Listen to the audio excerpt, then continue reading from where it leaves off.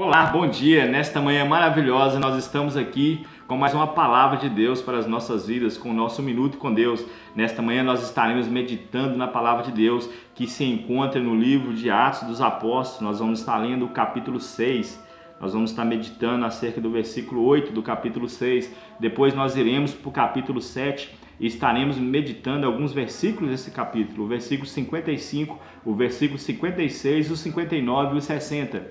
E essa mensagem ela nos vai falar sobre um homem por nome de Estevão. Diz assim a palavra do Senhor: E Estevão, cheio de fé e de poder, fazia prodígios e grandes sinais entre o povo.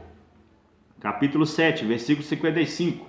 Mas ele, estando cheio do Espírito Santo e fixando os olhos no céu, viu a glória de Deus e Jesus, que estava à direita de Deus, e disse: Eis que vejo os céus abertos e o Filho do Homem que está em pé à mão direita de Deus.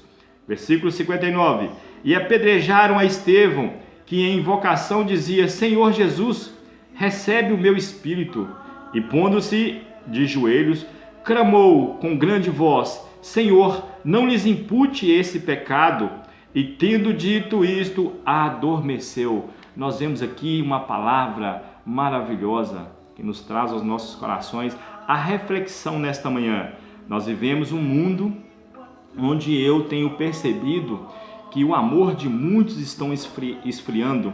As igrejas estão esvaziando, aqueles que pregam a palavra estão às vezes pregando por soberba, ou por querer aparecer, ou por querer ter. E nós entendemos que todo ministério que é dado por Deus, ele implica a serviço, a servir na obra de Deus, com amor e com dedicação, e com a autoridade que nós recebemos do Espírito Santo de Deus, porque esse Espírito Santo de Deus que é nos dado, ele nos dá autoridade e ousadia para que no nome do Senhor nós venhamos pregar o Evangelho genuíno e poderoso, o Evangelho que tem poder para transformar a vida, o Evangelho que tem poder para salvar, o Evangelho que tem poder para transformar aquelas vidas antes escravizadas e hoje libertadas da escravidão do pecado.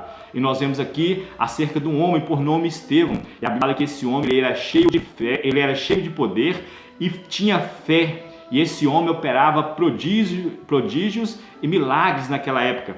Porém, esse homem ele era confrontado contra os saduceus e os fariseus daquela época, que ainda era uma religião a qual ainda não tinham a convicção do verdadeiro evangelho, o qual era pregado por Estevão e os demais apóstolos. E nós vemos aqui que Estevão ele resiste a toda aquela cultura daquela época, ele resiste a todos os religiosos daquela época, enfrentando todo o mau costume daquela época, a qual eles receberam dos pais daquela geração, a qual a Bíblia nos fala que os próprios pais daqueles homens, dos saduceus, dos fariseus, os pais que tinham matado os profetas que antigamente eram usados por Deus para trazer uma mensagem de Deus para os seus filhos.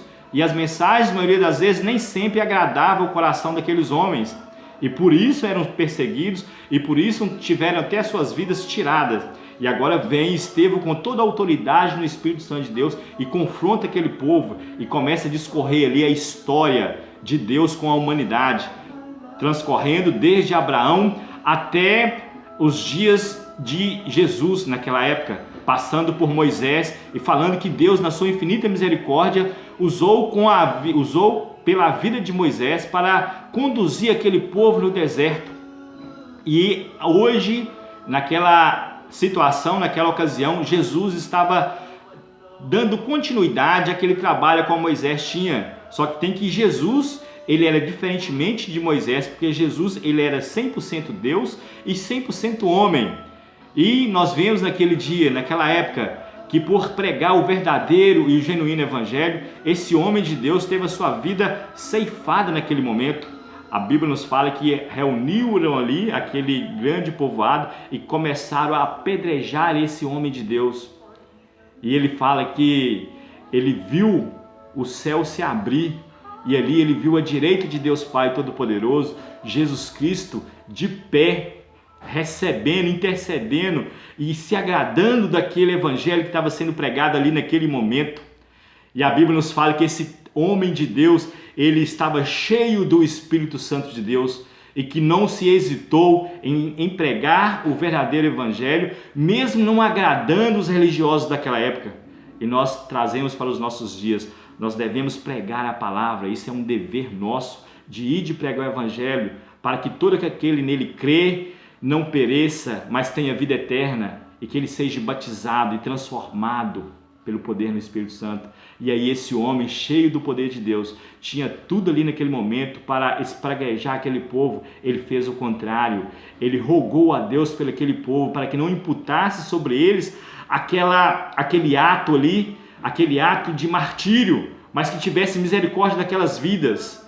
Então nós venhamos reter essa palavra nos nossos corações e pregar o evangelho, não importando a circunstância, pregar o evangelho não de prosperidade somente, não de bonança, não de vida farta, mas o evangelho da cruz, o evangelho da renúncia, o evangelho da transformação, da regeneração que há no poder do Espírito Santo de Deus. Esse é o evangelho verdadeiro, aquele evangelho que nós abrimos mão da nossa vida pecaminosa para viver uma vida fiel a Cristo, viver uma vida santa mediante Cristo. Então essa é a palavra que eu trago aos nossos corações nessa manhã.